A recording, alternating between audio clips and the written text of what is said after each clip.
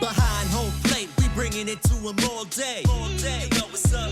Welcome to Birdland. Win or lose, we bringing it to you always. You know what's up? Welcome to Birdland. Orange or black, we rebuild the pack. No matter where we at, you know we coming back. Section 336, we on this, so tune in. You know what's up? Welcome to Birdland. Yeah, welcome to Birdland. You know what's up? Welcome to Birdland. Now, here come the boys from Section 336. Ladies and gentlemen, boys and girls, Baltimore sports fans of all ages, welcome to Section 336, Next Generation of Baltimore Sports Talk. I am your endearing string host, Matt Sroka. As always, I'm joined by the button lover, Josh Sroka. It would help if I unmuted myself. Hey, Matt, you enjoy that afternoon baseball today? They got to make some sort of announcements about these things. I feel like there's too many times where you find out about the game because I text you about something that happened in the game. Yeah, and unfortunately, they didn't text me this time until the game was over. Yeah, exactly. And that was the first time I realized it was an afternoon game. But hey, how about these September Birds? They've got as many losses as the Ravens in September.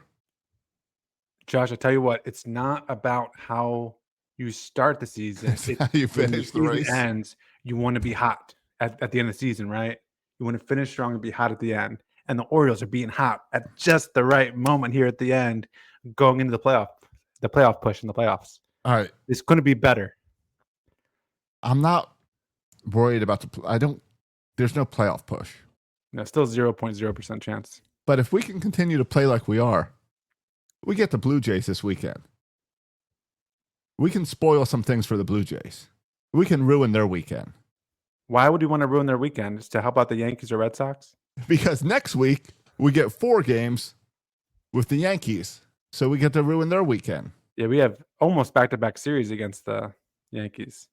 And after that, we get Tampa, who's in the hunt also, and we can ruin their help. Well, they've kind of already ruined their own health, but yeah, their own playoff push. But I mean, yeah, we have 7 games left against the New York Yankees. We could single-handedly knock them out of the playoffs. Yeah, we could. I mean, we got to root for the Texas Rangers to win every game, maybe the Guardians even to make a late push, and then we got to just kick the Yankees' butt. I mean, it's going to be hard, but if we somehow can play a role in keeping the Yankees out of the playoffs, I'm not saying to make the whole season worth it, but it'd be a pretty good consolation prize. It'd go back to your beginning statement. It's how you finish the race. Yeah. If you take 7 games and can knock the Yankees out, it'll make me laugh. You can't take the Yankees and the Red Sox out. Yeah. But to take just the Yankees out, that would make me laugh so hard. And at the same time, we would move from last place to 4th place, which is okay. There we go. It's something to build off for next year. But we still talk about game 162 in 2011, how much fun that was and knock Boston out. Exactly. And so, yeah, if we can play some, especially if it comes down the wire, and you know how this works too. It's not like we, at the end of the season, if the Yankees continue to struggle and we continue to play well, the Yankees start to press. We don't care. We're playing for nothing. Right. But the Yankees, so much pressure to beat the Orioles, the team you should beat. And so I think sometimes the underdog has the advantages in these situations because the other team is pressing so much. Yeah, the Yankees currently have a 2.5 game lead on that wild card slot. So we can easily knock that down over 7 games and get them out of there. Right. Yeah. Even if they play well on the games that they're not playing the Orioles, almost half of their games left are against the Orioles. Yeah. And I heard Buster only a week ago make a good case for the Yankees to win the division because of all the Oriole games coming on at the end. How's that doing for you now, Buster? Yeah, but that's now the Orioles look like the hottest team in baseball. And I'm playing against the Padres, the Dodgers. They're good teams. Yeah, and we beat up Paul Skeens. I know we didn't get anything from Paul Skeens. I saw everyone kind of right off the game when the Orioles gave up 1 run, when Wells gave up 1 run against Paul Skeens. I was like, guys, you don't know this Orioles team. We're just waiting for the 8th and 9th inning. Well, that was about the first 7 innings, the first 6 innings. I think it was after 7 innings, I just tweeted out, "Hey Orioles, you can score and take the lead before the end of the game. Yeah, Like that's you not don't as have fun though. It's you not don't as have fun. to do these walk-offs every day, as fun as Well, they are. and you saw with the Dodgers. I think you saw it the other day with the Pirates too in the walk off. I do think like the pressure and the stress just gets to people the late in the games, and the Dodgers walking everybody after they gave Yeah. up the no hitter. And so I do think like there's a lot of just, especially with teams that are supposed to be good in the playoff hunt, just a lot of stress in that bullpen at the end of games. So it should be. I'm hoping for some fun games here at the end. And yeah, let's spoil some. Yeah, Let's let's spoil some spoil. dreams here. I think the Yankees are the ones we can spoil, so let's do it. Let's have some fun. Because right now the Orioles have been so much fun to watch. Like, is there anything more fun in baseball than a walk-off Yeah, and where you some build of all this. that tension? Oh yeah, yeah. Especially when the walk-offs are Basayo and Beavers, right? And Um, today's game ended with Alex Jackson throwing a guy out. yeah, throwing out the best base stealer in Yeah. baseball. Yeah, So it's he was like, out by a mile too. yeah, these are young guys Yeah, that are supposed to be nothing. And let's look at the pitching. It's been really fun to see Kyle Bradish and Tyler Wells back and pitching well. yeah. And Tyler Trevor Wells, really impressive. And Trevor Rogers building on what he did I believe last week. I should mention earlier this week, I was on with the what's their podcast name? O's Over the Pond? O's Pod. Okay, the UK, The Orioles UK, podcast. Europe. Yeah, I think it's UK and Scottish Orioles podcast. And I'll look it up. I'll look up their name because it's embarrassing that I don't know the name of the podcast I was on. Yeah. But I was on their podcast. I thought I was going on for 20 minutes. I was on there with them for 90 minutes for the O's Across the Pond. Okay. It was a 90-minute podcast. And we talked about a lot of these players. And when you lay it out, I believe it was on there, I said, I think Tyler Wells is our closer next year. I've changed my mind now watching him get a couple starts. That I think he's going to be in this rotation. Well, that's the one thing you worry about. Is this a little bit of fool's gold here at the end? Are they tricking us? Yeah. Because it looks like our opening three of Rogers, Bradish, and Wells can stack up well against anybody. It looks like are we being tricked here a little bit? It looks like we've got a 1, 2, 3 that could be somewhat. One of them could be Cy Young material. Yeah, because that's been the most impressive thing. I know, like Jackson Holiday has a 12-game on base streak, so he's been really good. Beavers walking like 24% of the time has been impressive. Yeah, he does. He looks like he can stand in the batter's box with anybody, and yeah, and so there's been some bright spots, but it's really been about the pitching, and I'm skeptical. I mean, we talked about this would happen, right? We talked about when Kyle Bradish came back and Tyler Wells came back. Yeah. That it would be a boost to but in our scenario, it'd be a boost to our playoff run. In our scenario, run, it would have done exactly what we thought it would do. Isn't that the frustrating part? Because this is what we predicted in February. We said the Orioles just got to hang around that wild card slot until August when all these people come back and we got this huge push and momentum into playoffs. Yeah, but we were so bad we couldn't even. April and May was so bad. Yeah, we just dug such a hole. Yeah. But you're right. The pitching for this September, I'm just going with September numbers because I think 9 games in September is enough to look at where we gave up 3 runs, 2 runs. We did give up 5 runs, but then it was 1 run, 3 run, 5 run, 2 runs, 1 run, 2 runs. The pitching's been spot on, even the bullpen. And who's this Dietrich Enns guy? And he is amazing. He can go head to head with anyone. Yeah. Yeah. I mean, a lot of the bullpen arms, even Stroud and Martin, have good stuff. I mean, Cano is actually the one veteran back there has been the guy who struggled the most the second half of the season. But I think they found a couple good, like Enns seems like a piece for next year. I think they found a couple good. I think so. Bullpen pieces for next year. Certainly they want to supplement it, but I think they found a good in this kind of anyone can pitch who has an arm. I think they found a couple good keepers here, so that's encouraging. It is.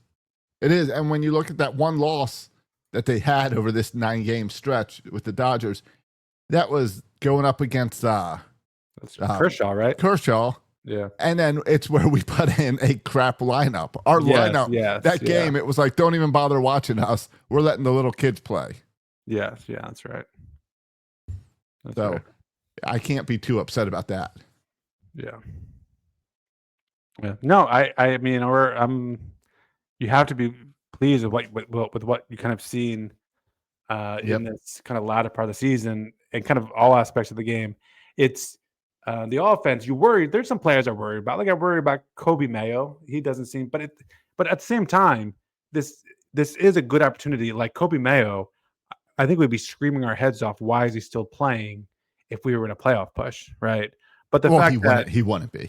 Right. Let's be real. There's no pressure. Let Kobe figure it out. Yes. Next Holiday seemed to figure it out a little bit. I know Samuel Basayo has struggled a little bit. Let him figure it out. So I do like the opportunity that these young players are giving opportunity to play it out. But listen, I said we found some keepers in the bullpen, I think, for next year. I think the same thing offensively, right? Like Devers appears to be an everyday player. Jeremiah Jackson, again, as of our last conversation, I think I still saw him as a platoon guy. He's making an argument that he should not be a platoon guy. He should be an everyday outfielder.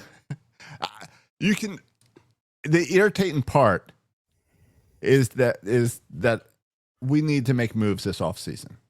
The irritating part, Josh, how can we bet better than 8-1?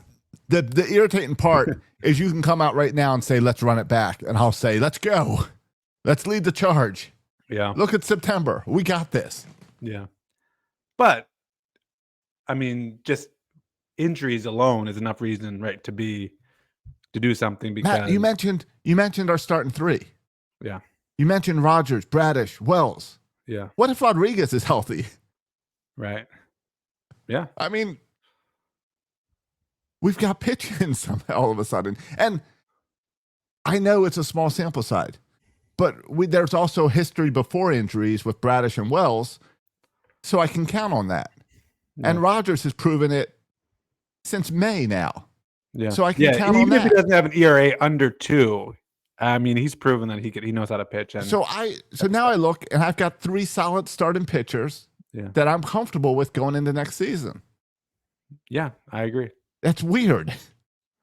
Yeah, I agree. And I mean, we're having this pitching success, and Zach Eflin and Grace Rodriguez both haven't pitched at all. Yes. I mean, Grace Rodriguez hasn't pitched at all, and Zach Eflin hasn't pitched in forever. So Eflin's contract's up, though. Right, he is. I'm just saying this season we've had so much success here down the stretch in pitching, even without Zach Eflin, enough that we can expand to a 6-man rotation. Yeah, today was what? Cade Povich, I believe, and kept him to 2. So, I mean, we still have Sagano out there eating innings. But it sounds like a good starting 3. I mean, and Kramer too. It sounds like a good starting 3, and then we just need to add 1 or 2 guys to this rotation that has a potential, I feel like, next year to be pretty good. It's amazing how when you're healthy, when you got you guys back, like if we started the season with Bradish and Wells in this rotation and Rogers in this rotation, we wouldn't be even talking wild card. We'd be talking division. We'd be in the hunt if we had that pitching at the beginning. Yeah, maybe. I mean, let's not downplay how bad it was. Oh, it was bad, but also it was bad because we were giving up runs. If you have these 3 guys in the rotation, you're not giving up those runs. Yeah, I mean, our offense wasn't lights out either. No, it wasn't. It wasn't. But we're not really lights out now either. No, we're not. I mean, no, we're winning a lot of games 3-2, 2-1. A lot of that happening. What's impressive with our offense is the nonstop, don't give up, hustle in the 8th inning, hustle in the 9th inning. Yeah, just really good at bats. It seems like we're having really good at bats late in the game. Patience at bats. Yeah. Not giving up. Come on, we know as fans they're playing. It doesn't matter this year if they win or lose, but they're playing. In fact, they're hurting their draft stock, by the way, by sweeping the Pirates. Yeah, well, it's all right. We don't have a GM. We'll get to that later. Yeah, but what they're doing is they're learning to play together. You think even more, and they're working on each other, which is somehow, I don't know. It's giving me hope for next season. It's getting me excited for next season. Instead of this dread of going to the offseason suck in, and then just waiting to see what happens next year. So I don't know. I'm excited about the Orioles right now, and it also comes at the same time that we decided this week about giving up our season tickets, and we haven't talked about that on here yet. That as far as Section 336, that we will still be sitting in Section 336 when we go back, but maybe not so much now that we are giving up our tickets. Yeah, it's true. Hey, I got it, Josh. A kid came downstairs All right. with an itchy knee. I need I'm 5 hit- minutes to take care of an I'm itchy going to hit knee. pause. Yep. All right. All right. So you took care of the itchy knee. Yeah, just bug bites and scratching it. And then I did the spray, and we got It burns. the itch spray, and she said, "No, I don't like it. It hurts." I was like, "It won't hurt, I promise." And then I sprayed it, and it hurt. Yeah. So now I'm a liar too. That's how it goes with all kids. Yeah. Yep. But I didn't realize you paused it. We're not live on streaming anymore. We're not live on. No, we didn't go live today. So I wore my stupid bucket hat. I wore my Ravens fan. I know it's not. The video is still going up on YouTube. Okay, good. I'll wear my bucket just not live. Okay. Everyone, I know it's not popular right now to wear a Ravens jersey. I know that's like it's not cool and unpopular. Everyone's written them off, but I'm still repping the Ravens jersey. Oh, anyway, let's talk tickets. We can talk Ravens later if you want. You want to see my new Ravens outfit? Sure. All right, let me grab it. I should have grabbed it before. New Ravens outfit. Maybe what could this be? Maybe Kyle Hamilton, celebrating the contract extension. Maybe Derrick Henry. Josh always buys the knockoff jerseys, so I'm expecting something from China with maybe a patch half falling off. Let's see what he's got for us here. So because I am I get things sent to me from my TikTok channel. Oh, here we go. Yeah. To wear. So here's the thing that arrived today that I'll be making a video about tomorrow. Okay, a Raven's head. A Raven's head. Is there anything like special about it, or just a head? It's just a Raven's head. Okay. That's all there is to it. I feel like all the TikTok stuff always has like some kind of technical thing to it, some high tech thing. Not this one. All right. This one's just a Raven's head. All right. I guess people wear this to the stadium. Maybe I don't know. Where's the Halloween? Getting ready for Halloween. I don't know, but it's football season. They want me to promote a Raven's head. So that's what I'll be doing. All right. Promote your Ravens head. All right. Is that what you're gonna? I hope you watch the game with that Ravens head on. I will be making a video saying that I do. Well, I wish I had that on to cover my eyes after the last Ravens game. Yeah, that Ravens game ended horribly. But before the itchy legs, I mentioned that we have decided this past week that we are giving up our tickets in Section 336. All right, to our tickets. Giving up our season tickets, giving up our low member number, our low Birdland member number. And a lot of people probably have already seen my videos on Twitter and TikTok. Josh assumes he has millions of people watching. Of course, everyone has seen Josh's TikTok on his tickets. Yeah, I don't think every listener has follows your TikTok account. So I don't think so either, and that's why I want to talk about it. Yeah, so just do a quick recap of. But I'll tell you, my video right now has 60,000 views on Twitter. All right, and that's more views than this podcast will have. And 30 on TikTok. It is more than this will have. Yeah. And so I started the conversation there, and where I made a complaint and said, "Hey, we are Orioles. We are giving up our tickets, not because you raised the price, not because you're making us buy a larger package, but both those factors are we don't like. Those were factors to make us say, hey, we should discuss this. Right, we're gonna have a conversation about it. The final nail in the coffin was a combination of really poor communication from the Orioles, really poor interaction with our ticket rep, and that they moved our seats from row 4 to row 15 and just act like that's not a big deal. Well, and it's a huge deal, especially given the sections, right? When 336, it's the lower section of 336. Yes. Then there's the walkway in the higher section. And that's why the walkway is why it's a huge deal. Because the reason you buy that lower section is so that people aren't constantly walking in front of you. Yeah, well, and you're closer to the action. Sure. Yeah. And the Orioles have decided that those are for people with more expensive ticket plans now. Yeah. And more seats and like 50 game plans or whatever, Yeah. 30 game plans. I mean, I don't know where these ticket plan holders are going to come from, but yeah, I hypothetically, don't know where they're coming from either, because I have gotten 100 responses, if not hundreds of responses on this, with people telling me I too am getting rid of my season tickets. And a lot of people, it's because of the disrespect where they're moving their seats. Other people, it is because of the play on the field. So on Saturday morning, I got a phone call from Don Rovick, the chief revenue officer of your Baltimore Orioles. how do you get your number? Because of our season ticket plan. Okay. He looked me up. Okay. Do you think it was just a random call, or do you think it's related to your TikTok podcast presence? Well, the conversation starts with, I've seen your videos on Twitter. Oh, well, okay. So now we know. So somehow, now I will say that lots of people were tagging Cal Ripken and Rubenstein in their responses to my video, and the Orioles in general. Yeah, I want to get to Rubenstein's responsibility and all this later, but yeah, go ahead and talk about this conversation. So this guy calls me. He clearly looked. It's got to be that he looked up our season ticket plan. It's the only thing that makes sense to get my email and phone number. Sure. So It's not that hard, right? He's got your name from Twitter. You look up the season ticket. I mean, it's not that hard, right? no, it's not hard at all. Yeah. It's not hard at all. I said we're giving rid of our season tickets. So then he always do is look up our season tickets. He's the chief revenue officer. He's got everyone's info. Yeah.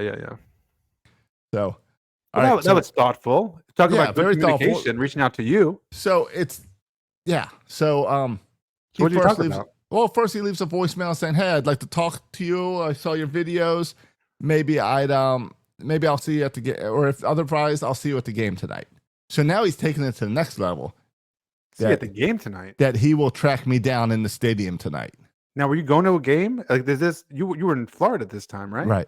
Right. Now, Did he think you were going to a game? our ticket plan originally had tickets for Saturday night. Oh, I see. So he looked. So at that's when where we- he's getting that from. Okay, I thought. But- well, at least you know he's not stalking you. All right. But so I got that voicemail and I was like, well, clearly I got the attention of the Orioles. This sounds like a big deal guy.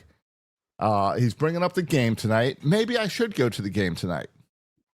So I look up flights and I'm like, because it's Cal's night. It's 21:31. Oh, you were talking about this. You wanted to go to the 21:31. I've already night. been regretting. I've Yeah. already been regretting all week that I didn't go. I've never I seen a wanted to go. sell up, by the way, with so many empty seats. But yeah, it was. Yes, I Yeah, understand. It looked like a cool night to go to, and that was. I mean, and that was the no hitter Yeah. until it wasn't the Yes. sure loss until it wasn't Yeah, the the Magic wee on the night. prediction charts. Yeah, it was that game.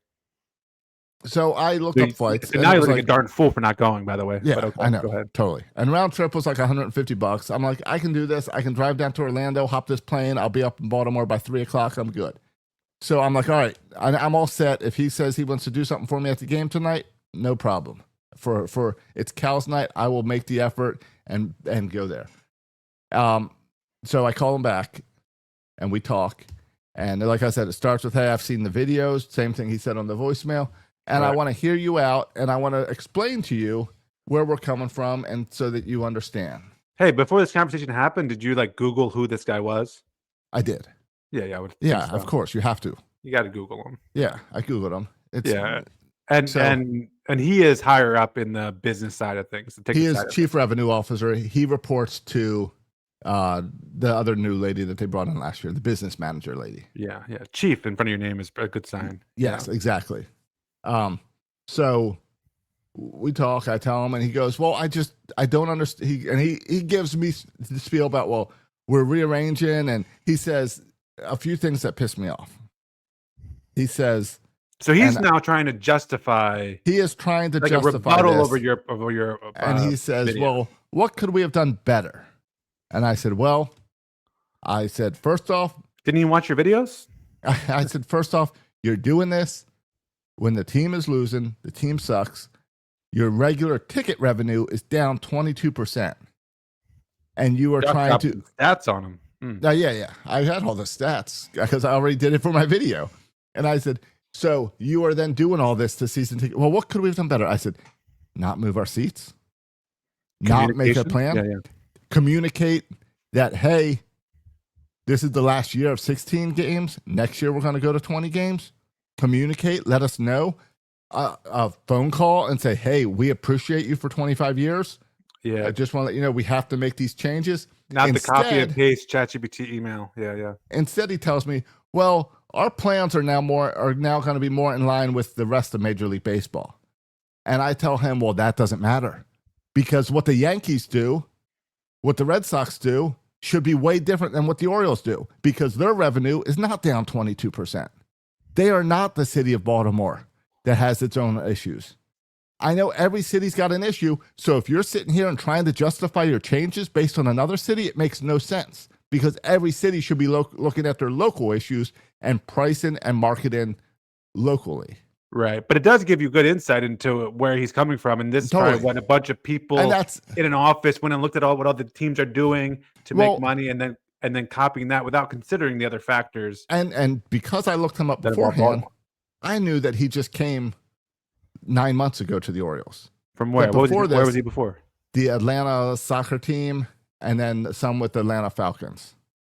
Okay. So when he came on board, everyone was excited and give him credit for the Birdland value menu because the Falcons are known for cheap food. Yeah. So are the Hawks, by the way. Yeah, I go to the Hawks and I told you the outrage that I realized about the Hawks is you go to a game against the Wizards, tickets are $10. You try to see the Lakers, and they're $250 from the team. Yeah. Now, I learned after the phone call, when I looked at him more, or when I made the video and called him out on the second video,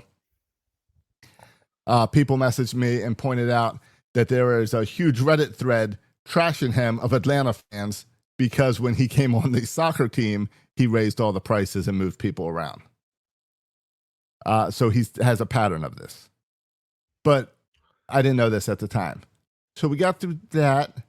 And then so that took care of, all right, I'm starting to learn the pattern is you're not from Baltimore. You're not even looking at Baltimore. Yeah, you're trying to do things. He's looking at spreadsheets. He's a business guy, just looking at the bottom line. And and not even taking into account how your teams do. And you just think you should do as good as these other teams. And his boss came from the Mariners end of last year.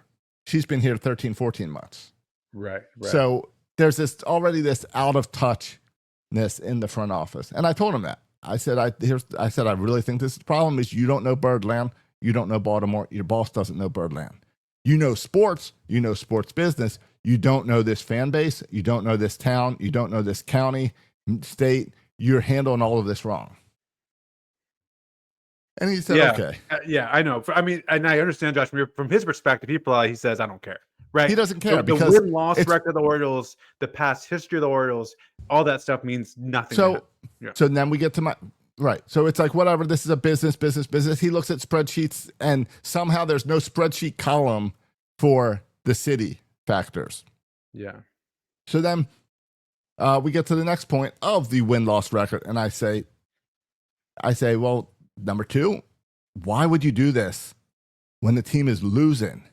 I said, and they were expected to win. I said, right? It's not like they were expecting to win. It's been a really disappointing season. And I told him, I said, let me be honest. I said, from the outside, it looks like you guys wrote these plans up last year and said, hey, we're going to win the World Series or at least make a deep playoff push. We can raise these prices, move people around, and nobody will care because the team's winning. Yeah, that's probably true, too. And I said, and then let me guess, and then you probably already made plans and you didn't want to change it. And he said, oh no, quite the opposite. He said, we don't want to raise prices when winning because then people get mad at us for raising prices based on winning. So we want to do it now when the team's not winning, so doesn't look like we're gouging fans because we won. Oh, interesting. So then I say, interesting. Right. So I'm a businessman. I push back and I say, you can't be serious because everybody knows that if we win the World Series, you guys are going to make a ton of money off us. I said, right now, if I go buy a jersey in the team store, it's $160. If you win the World Series and you put that World Series patch on that jersey, I will go spend $250 on that jersey. And a lot of other people will too. Even though I question the 160 and walk past it many times now. That patch, I buy that. And I said, If you don't believe me, I'll go to my closet where I have a Baltimore Ravens Super Bowl jersey that I didn't need. But as soon as they made it to the Super Bowl, I ran out and bought a jersey, as did every Ravens fan. We all have the overpriced jerseys to get this stupid patch on me. Yeah, I have we know that two happens. jerseys, and that's one of them. Yeah. Right, exactly. I've got a Haloti Ngata Super Bowl jersey.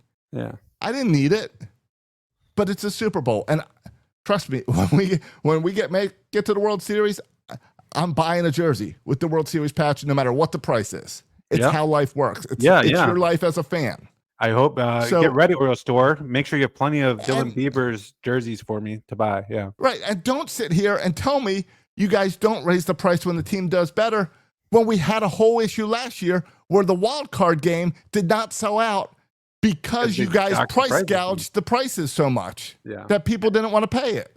And to be honest, like, I mean, this is capitalism. I get supply and demand. I totally get it. Yeah. Get if you're selling out every game, raise the price because people are paying. How can you look at a half-filled stadium?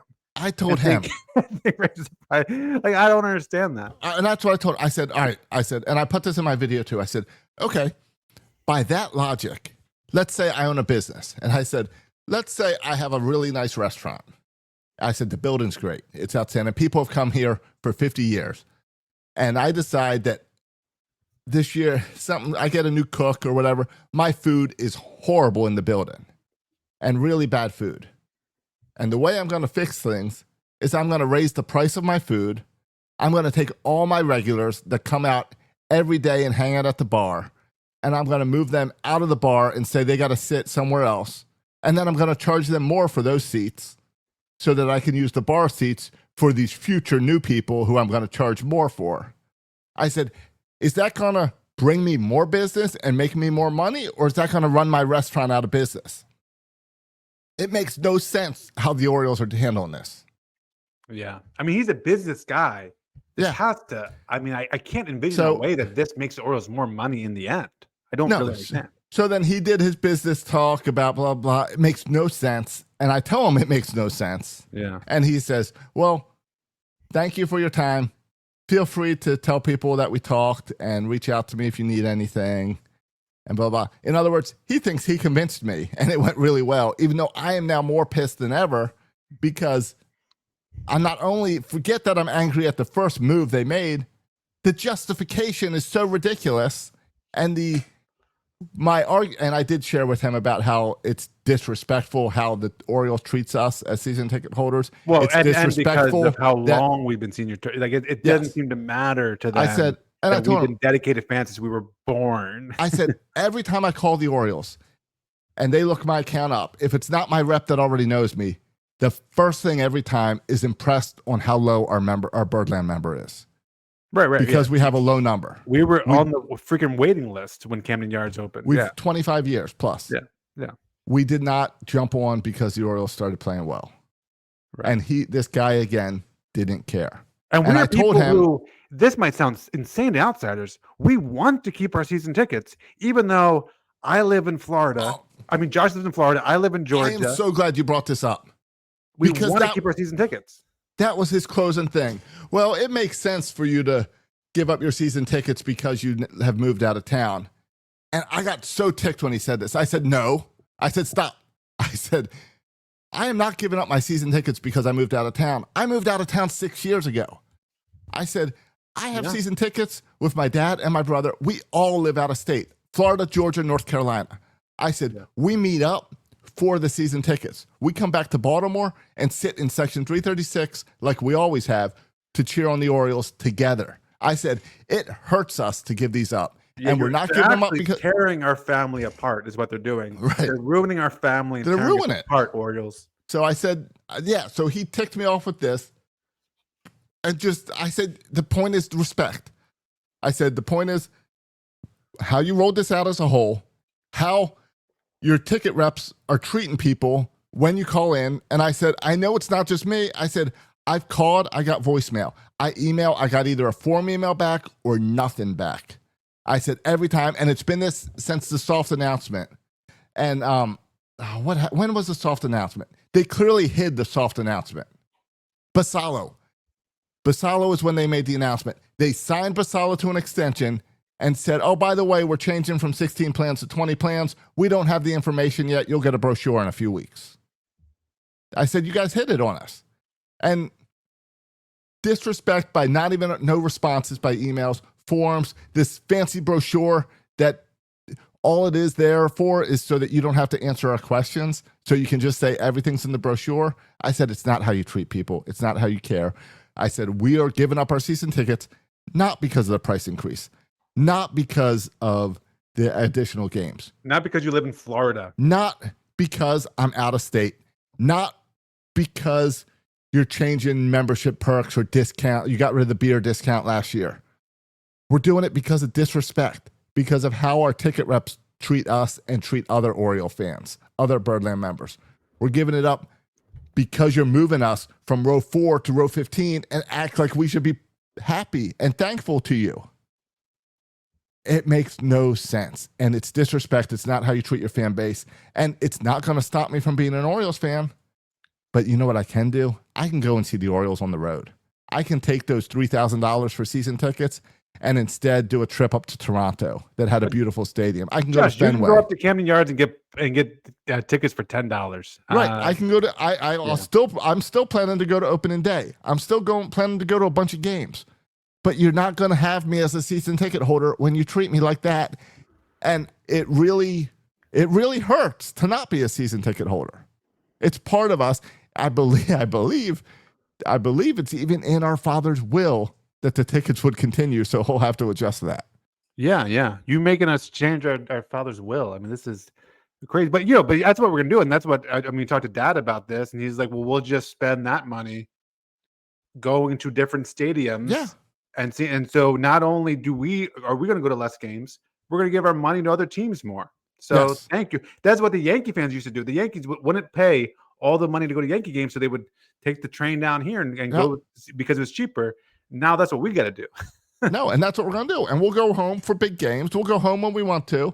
When we're visiting, and because Camden Yards is still an amazing stadium, and I want to be there on opening day. And the Orioles will always be our team. It would do I don't know what the Orioles would have to do for us to no longer be Oriole fans. Like, I know people who gave up their Redskins tickets for life when they changed to the Commanders and stuff and gave up that fanhood. I don't know what that would take for me for the Orioles. It's not this. This is really just about how the sales team, how the front office, how the business side of the team has hurt me. It has nothing to do with the play on the field, the players. I will always bleed black and orange. But these business people they're bringing in, this Dave Rubenstein guy coming in and saying, hey, I'm an Orioles fan. I'm going to hire all these business guys from out of town that don't know Birdland and let them just run the thing. That's a problem. That's a problem. You look at a city and their team, and they need to go hand in hand. And we have an entire business front office now of the Baltimore Orioles that are not from Baltimore and don't have any care for the city outside of Camden Yards. Once they go off Utah Street, they don't care anymore. You're muted. Josh, when Rubenstein bought the team, 95%, 90% of Birdland was enthused. There were 10% who said, wait a minute, let's look at how Rubenstein got his wealth. Yes. Right? I think the capitalist, I don't knock Rubenstein for getting his money, but he got it through the Carlyle Group, through private equity. Well, yeah, very similar to the New York Mets. Right. Private equity, Josh, I hear stories. Here's what I hear stories about private equity. I don't know a lot about this. Taking over businesses, stripping them down, small businesses, dumping them. Right. Firing everybody, not caring about customer service, and turning them into trying to make a profit, jacking up the price for everybody, like buying up some local plumbing company, jacking up the prices and all that stuff. It feels like welcome to the Baltimore Orioles. Treating us like a private equity acquisition. Yes, 100%, 1,000%. Peter Angelos bought this team for $120 million. I think I've got that number right. That sounds right. Sold it for $1.4 billion. Yeah. Don't tell me that you can't make money in baseball. There's so much money these guys are making. And well, My understanding that Rubenstein, my naive understanding was that Rubenstein bought it not for a profit-making business, to win. but to win. But that was my own And you know naivete, what? I guess. You know what team knows their city? You know what team prices things properly for their city? What takes care of their city, understands their fan base? The Macon Bacon. Oh, I'm sorry. No, go ahead. Yeah, sure, probably. They Your do. Baltimore Ravens. Just Oh, yeah, look yeah. across the parking lot and you have a team that's ran properly. Yeah. Forget the play on the field. Doesn't matter. It's about the management of the business side. And the Ravens handled it a whole lot better than the Orioles. Yeah, the Orioles should have hired people from the Ravens, not from Yes. the Atlanta Soccer Club. Yes. Correct. Yeah. So, All right, but Josh, it's having said all that, he's a chief. All right, let's not burn the bridge completely. You still want that nice contact, all right? Did it ever cross your mind to invite the chief onto the podcast? it did. It did. It did. I think that could be an interesting conversation. Our listeners can hear his perspective, and maybe we'll still give him go a there. platform to explain what's happening. Yeah, it did. It did. But have you heard that I am still angry about it? I don't know how. I'm not sure if having him on the podcast is a smart move for myself. Well, Josh, and it would be. It would very much be. I An feel like our ambush? motivation would be to expose, like not an honest conversation, Right. but to expose and let everyone hear how nonsensical this all is. Now, I will and say, to turn against him. he friended me on LinkedIn. Oh, cool! So I have a he LinkedIn then, I kind of forgot about. I need to get back on. so there. Sunday morning, I got a message from him. That was quite the Oriole game last night. A LinkedIn message. A LinkedIn message. I don't know if I've ever gotten a legit LinkedIn message. I always get spam. That's good. Yeah, you're right. I do get a bunch of spam, but occasionally I get LinkedIn messages. So I look at his thing, and it has a list of jobs the Orioles are hiring for. And they are hiring a creative service director that would oversee some of their marketing and podcasting and video work. Oh, really? So I told him, so my response was, yep, quite the win. I said, I am going to be sending you my resume because what is missing from you and your boss and probably the other staff around you is someone that understands the Birdland fan base and the Baltimore fan base. So I said, I will be sending you my resume tomorrow for this creative service job. I would hope you can send it to the proper people. So I then followed up. And you sent your resume along? He said, no, I did. He said, here's my email. Send it to me and I'll get it to the right people. So I did. I sent my resume. I sent a nice cover letter. I sent a video introducing myself. And I almost said, you might know me from these rants about the Orioles. Yeah. Did you put your TikTok on there? Your TikTok handle on there? I put TikTok on there. I put Section 336. I said, look, I know this is a long shot because I'm probably older than most creative directors. But I said, but I've been doing the Orioles podcast for 12 years. I've got these TikToks. My creative side is driven by the love for the Orioles. And I said, with TikToks and podcasts, and I make t-shirts for Breaking Tea, I said, you should look over my resume. I also have plenty of experience leading people to get projects done. I said, so I sent that along, and we'll see. He says he forwarded it. He gave me the name of two directors that he forwarded, a vice president of marketing and director of media that he sent it to. All right. So we'll see. If anything comes out of that, maybe the Orioles will make me a job offer. I doubt it. I think he's just. Josh, to be honest, though, I don't think you would want the job, right? Because I mean that sounds like a salary of like $39,000. Probably so. But my angle was you need someone that understands the fan base, and I understand the fan base. Yeah. You'd have to move to Baltimore again. Yeah. I don't know about that. Yeah.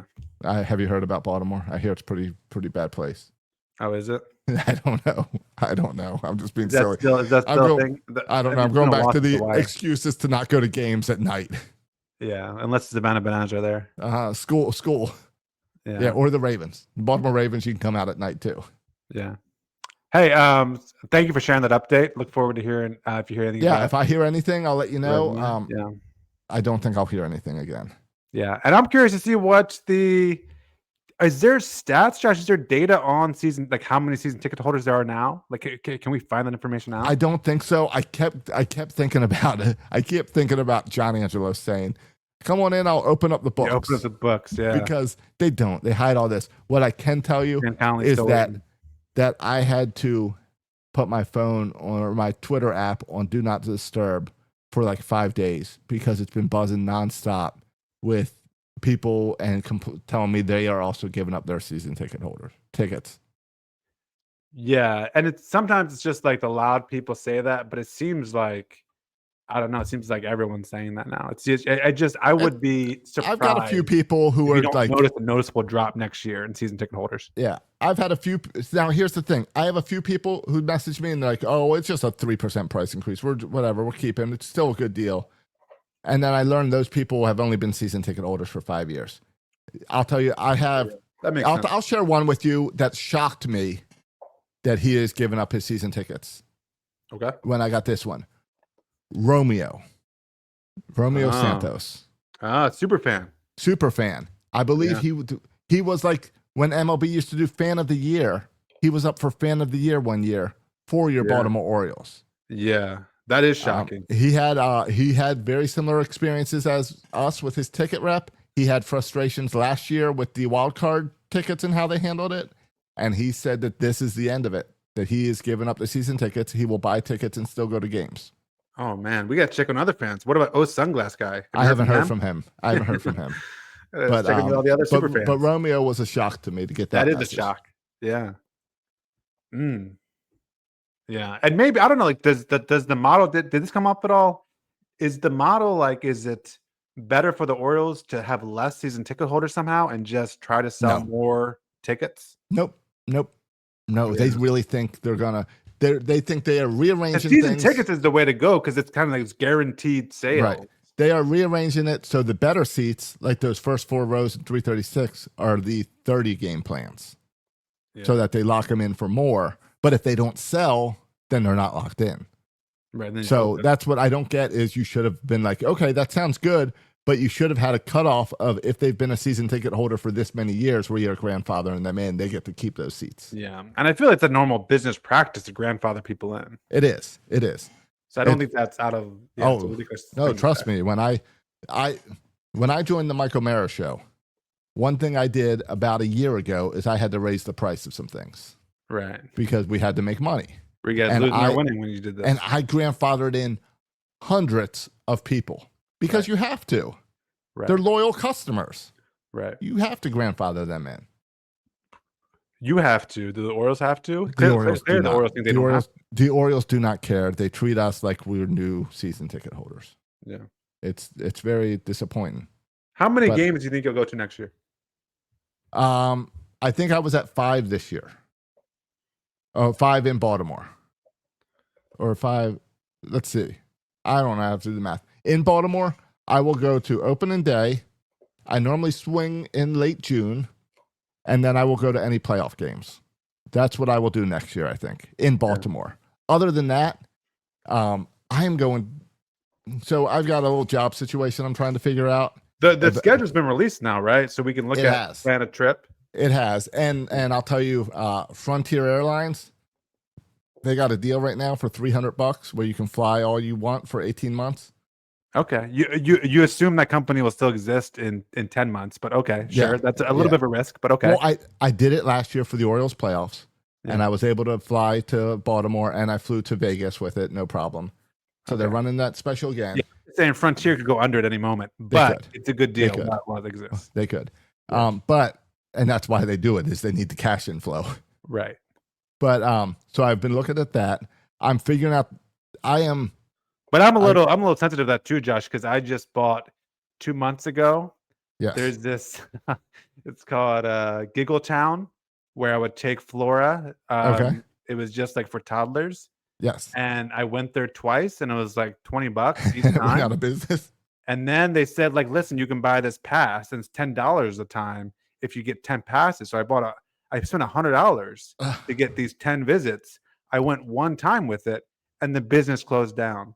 Costing $90 for no reason. Well, that you know what, you want to feel better about that. Yeah. Publishers Clearinghouse just recently filed for bankruptcy and someone else bought them. There are many people who decided when they won Publishers Clearinghouse, I don't want the cash all at once. I'm going to take the deal where I get $5,000 a week for life. And now they get no more payments. And these people have bought their houses, arranged their mortgage as if they had a job that paid them $5,000 a week for life because they won this deal, and it just suddenly stopped. Oh, that's wild. That does make me feel better about the $90 I lost. Yeah, and the new company, instead of, I guess, buying Publishers Clearinghouse, they just bought the name. So then they don't have any responsibility, but they have the name that they're now putting on their business to run more contests. It's totally wrong. Yeah, that's messed up. That sounds like a Rubenstein move to me. It does. It sounds like private equity. Yeah. But no, so anyway, my point is I'm trying to figure out my job situation stuff. I need to bring in a couple more podcasts and clients to make sure I can continue to do podcasts 100% full time for the next year or so. And if that's the case, we have my wife just started a new job that allows her to travel even more than ever. So we have marked off a lot of out of town games to go to. Okay. Have we found it? Is there one that me, you, and Dad are going to go to? Well, I was going to ask, I was kind of leaving that up to you guys because I'm so flexible. I can go to any of them. Yeah. So I'm not sure. I know I did pencil in. The Cubs are not the Cubs are not next year because they were this year. But there's a nice trip in where they go to L.A., Dodgers, and then the Angels after that. So we could double up there, which is pretty cool. 2 stadiums, 1 flight. Oh, I've never been to California. That scares me a little bit. I've heard things about California that makes me nervous. All right. Well, I also was going to suggest. I'm just scared of traffic. I also was going to suggest we've done New York together. We've done Boston together. Tampa's a dump. So I was going to suggest that we minor league stadium. Well, I think no, they're fixing the roof. They'll be back in the Trop next year. We'll see. I believe. So I was going to suggest that as a family we do Toronto, because I've done Toronto, and the Sky Dome, or whatever the Rogers Center as it's called now, is a cool stadium. Okay.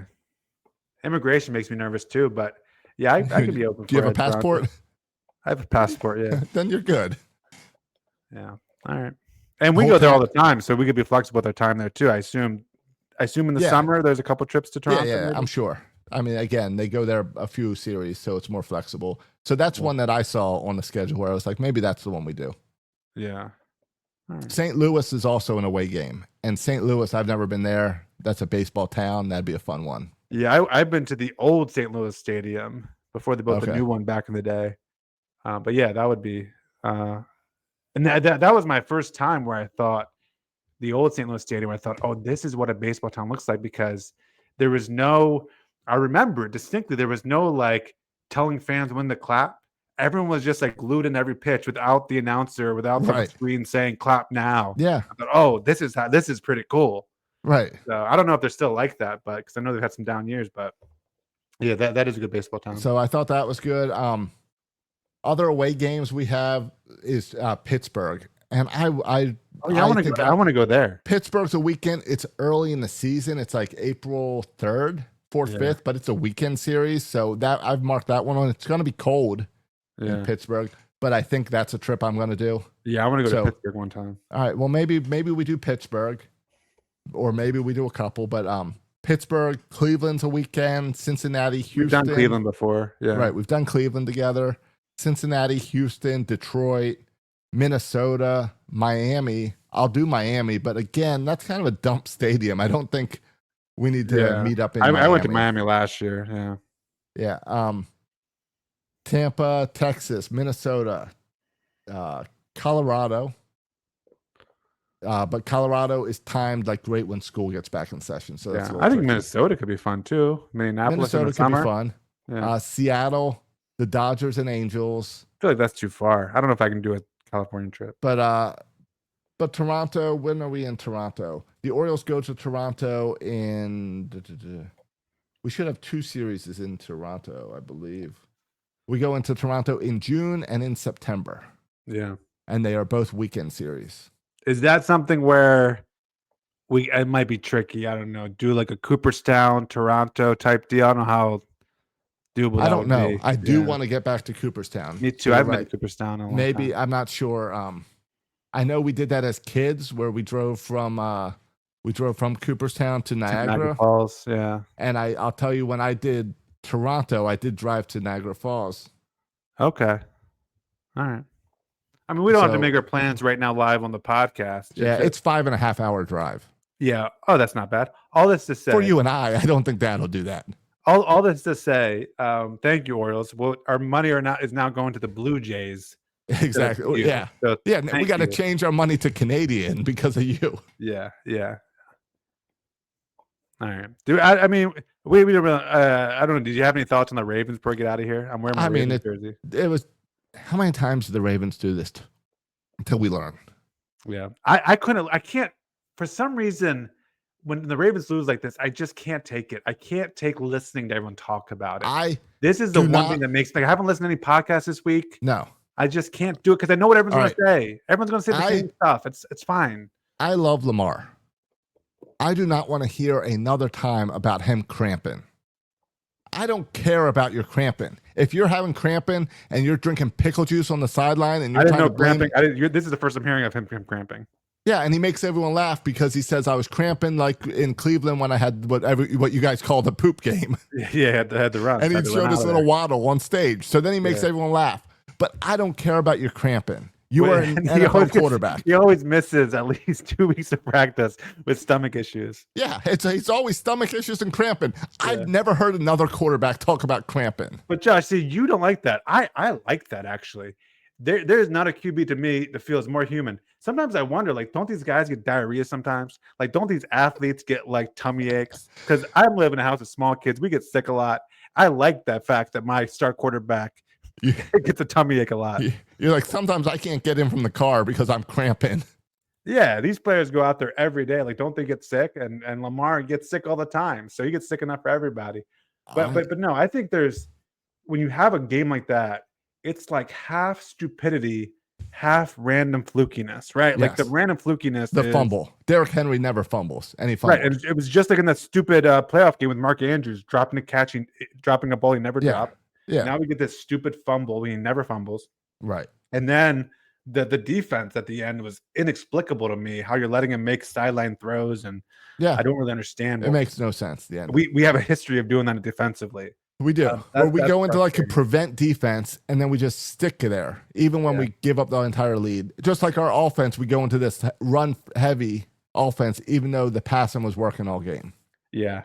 I think there is something to be said that all the blown leads also happen because we're always in the lead. If you're not a good team, you're not going to blow as many leads because you're not going to be in the lead. So I think there's something to say about that. But this is already preparing to make sure like we can't close out any other game.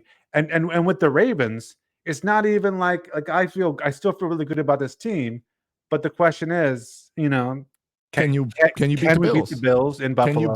Can you win the big game? Yeah. And week one to start and be like, oh, well, I guess you can't. That sucks. Yeah, and it feels very much like last year's start too, right? Against the Chiefs. Yes. It was just that toe on the line from beating the Chiefs. We always just seem so close, so tantalizingly close, and then something weird happens and we don't get it. Yep. But I'm excited about the season. Still, I mean, our offense looks like a freaking juggernaut, and I think our defense, if we can kind of, our defense at times looked great in that game. So it did, and I'm so excited about the season. I watched more football on Sunday than I've watched in years. I sat down at 1 o'clock. I watched the 1 o'clock games, the 4 o'clock games. Went and got some dinner. Sat down and watched the Ravens. I watched football all day. It was wonderful. Yeah. It's a little bit more tricky for me with kids, and then unfortunately, Josh. Yeah, I had no kids at home. That made it easy. I'm in a tough spot here. Silas has a travel ball tournament on Sunday this week, which annoys me, but. Because here they don't in the fall, Josh. They don't schedule it travel ball on Saturdays. It's just on Sundays. Yeah, because you're in college football town. Yeah, because everybody wants to watch college football. Yep, so they won't we get a little, even though we have the Jacksonville Jaguars, we get a little bit of that down here too. Yeah, I mean we have the Atlanta Falcons, but no one cares. Everyone cares. Yeah, exactly. You're right. Everyone cares way more about college. Yeah.